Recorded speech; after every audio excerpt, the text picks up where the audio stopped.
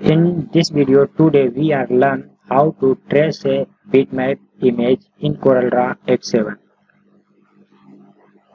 You can see this is a image downloaded from internet. So when I fill any color, this cannot support because it is a image file.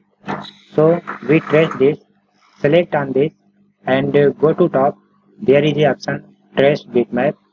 Click on this corner and go to outline trace and then click line art. After this trace, click on OK and move on here. And now we fill any color on this traced image.